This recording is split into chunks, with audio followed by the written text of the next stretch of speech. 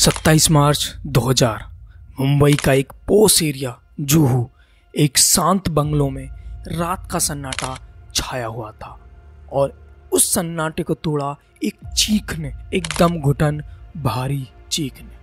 अगली सुबह इस बंगलों के एक बेडरूम में मिलती है एक लाश। एक औरत जमीन पर पड़ी थी, गले पर स्ट्रैंगुलेशन के निशान, आंखें खुली हुई जैसे कुछ कहना चाहती हो। वो कोई आम औरत नहीं थी, वो थी प्रिया राजवंश। वो एक्ट्रेस जिसको कभी फिल्म फेयर नहीं मिला, लेकिन मौत ने उसका नाम अमर कर दिया। ये सिर्फ एक कत्ल नहीं था, ये थी एक कहानी पावर, विरासत और तन्हाई की। आखिर कौन थी प्रिया राजवंश? बहुत से लोगों को नहीं पता होगा, तो बताता हूँ कि कौन थी प्रिया राजवंश। प्रिया राजवंश का असल नाम था वीरा सुंदर सिंह। 1939 में शिमला में पैदा हुई एक एंग्लो इंडियन फैमिली में। अगर आपको पता नहीं है तो मैं बता दूं, एंग्लो इंडियन फैमिली वो होती हैं जिनके माता पिता में से कोई भी या तो ब्रिटिश हो, मतलब यूरोपियन हो, और एक उनमें से इंडियन हो, तो वो एंग्लो इंडियन फैमिली कहलाती है। प्रिया के फादर फॉरेस्ट ऑफिसर थे और प्रिया की अपब्रिंगिंग क्लासिक, कल्चर्ड और इंग्लिश मीडियम इन्वायरमेंट में हुई। प्रिया बचपन से एक अलग तरह की लेडी थी। वो कुछ अपने दम पर करना चाहती थी, इस वजह से ही वो शिमला छोड़कर लंदन गई। उन्होंने royal academy of dramatic art Radha से एक्टिंग की ट्रेनिंग ली। वो न सिर्फ इंटेलिजेंट थी, बल्कि उनके प्रेजेंस में एक अलग एलिगेंस था जो किसी और हीरोइन में नहीं था। जब प्रिया राधा में अपनी एक्टिंग की क्लासेस कर रही थी, तब उनकी एक इवेंट में 1960 में लंदन के एक इवेंट में उनकी मुलाकात होती है एक legendary film maker Chetan Anand से।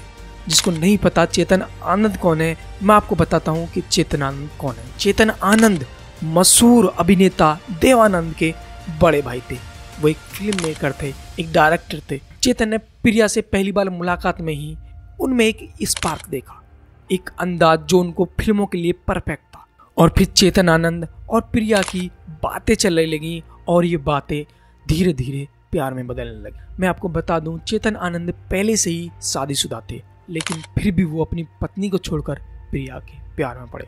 प्रिया की पहली डेब्यू फिल्म थी 1964 में हकीकत का साथ, जिसे चेतन आनंद ने बनाया था। हकीकत एक ऐसी फिल्म जिसमें प्रिया ने एक कश्मीरी लड़की का किरदार निभाया। कमर्शियल हीरोइन तो नहीं थी, लेकिन उनका डायलॉग डिलीवरी, उनका अंदाज क्लासी था और यूनिक था।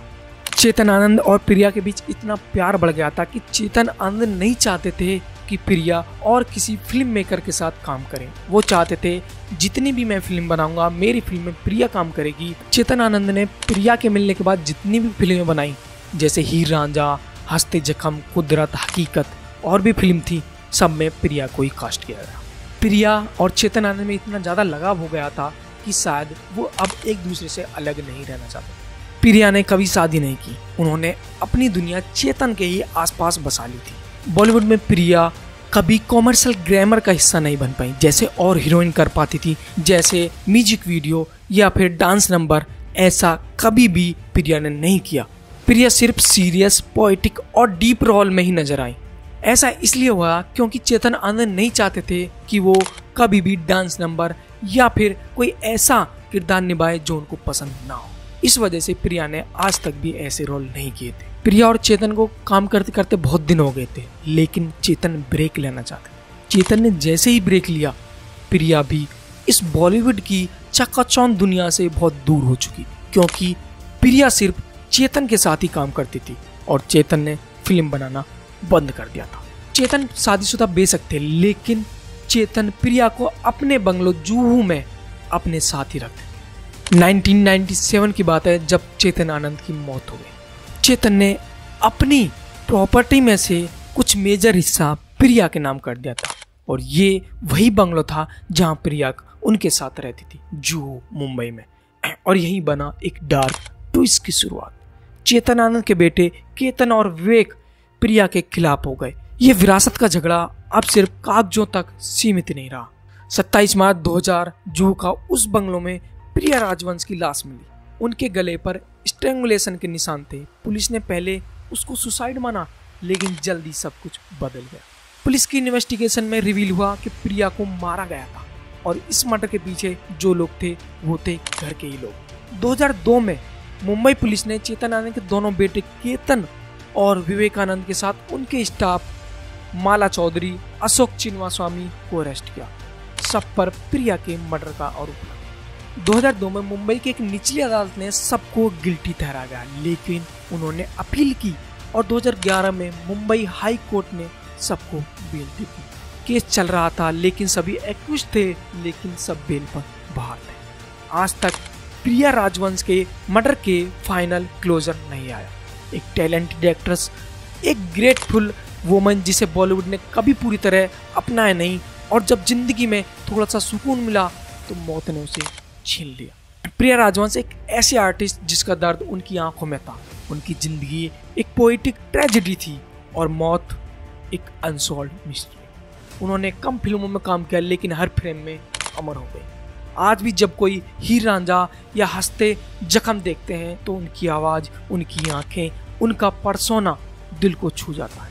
लेकिन कहीं ना कहीं एक सवाल रह जाता है, क्या प्रिया राजवंश को इंसाफ मिला?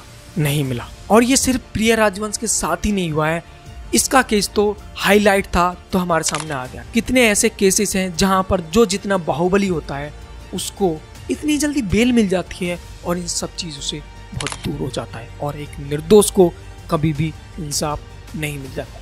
ये बात किसी ने सच्ची कही है कि गरीब के लिए तो कानून भी नहीं है, कानून का मजा भी सिर्फ मोटे लोग, सेठ लोग जो पावर में हैं वही ले रहे हैं। तो आपको ये कहानी कैसी लगी हमें कमेंट में जरूर बताएं। तो मिलते हैं एक और ऐसी ही सच्ची घटना के ऊपर, तब तक के लिए बाय।